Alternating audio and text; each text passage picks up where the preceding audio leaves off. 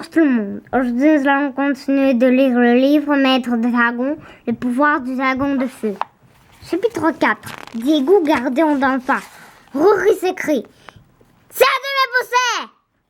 Je ne te pousse pas, proteste Johan en s'éloignant d'elle. À Rory. C'est le lendemain matin. Jérôme a demandé à Rory et Johan d'attendre sagement dans la salle d'exercice pendant que les autres se préparent. Arrêtez de vous chamailler, vous deux, leur dit Jérôme. Restez tranquilles en attendant Diego.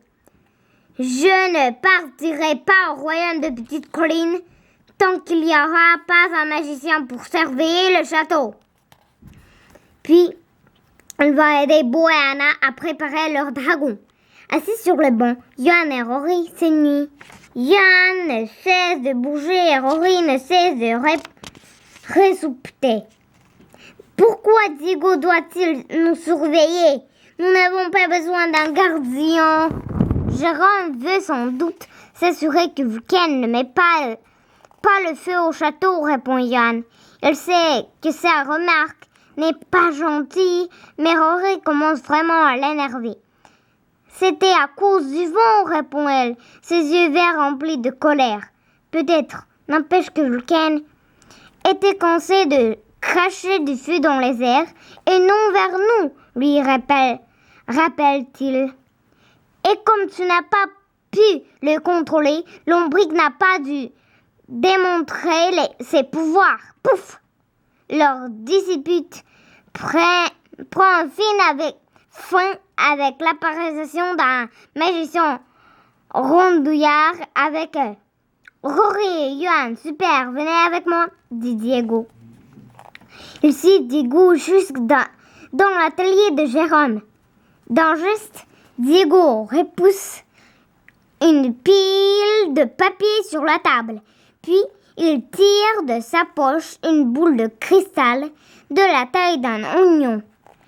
Il prend ensuite un socle arrondi sur lequel il a déposé.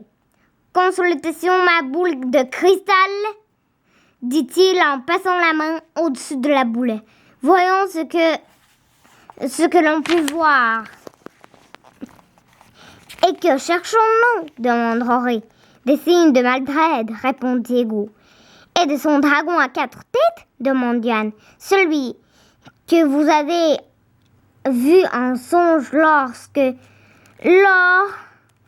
de votre dernière visite? En fait, commence Diego, avant d'être interrompu par Rory. Mais nous ne savons même pas pourquoi il ressemble ce Maldred, fait-elle remarquer. Diego sort un livre d'une autre poche. Il le repose sur la table et l'ouvre à une page illustrée. Voici Maldred, dit-il en tapotant de l'index l'image d'un magicien au menton pointu. Il porte un cache-œil du côté gauche. Il a aussi une moustache noire et une longue barbe noire tirée et de blanc. Sauf que ce n'est pas le visage de Maldred que je cherche dans ma boule de cristal, explique Diego. C'est la lueur rouge, une trace de sa magie noire. Johan n'arrive pas à détacher les yeux de l'image. Le magicien maléfique semble le fixer du regard. Il est soulagé lorsque Diego referme le livre. Rory et Johan s'approchent de Diego pour mieux scruter la boule. Nulle lueur rouge. Seulement un brouillard blanchâtre. Bienvenue Diego, s'exclame Jérôme en entrant dans l'atelier. Alors, dois-je m'inquiéter de Maldred durant mon absence? Il faut toujours craindre Maldred, répond Diego. Mais je ne vois aucune trace de sa magie dans ma boule de cristal. S'il arrive quoi que ce soit, je protégerai tes maîtres de dragons. Je le sais bien, mon ami, répond Jérôme, avant de s'adresser à Rory et Johan. Venez. Puis Jérôme sort à la hâte. Au revoir.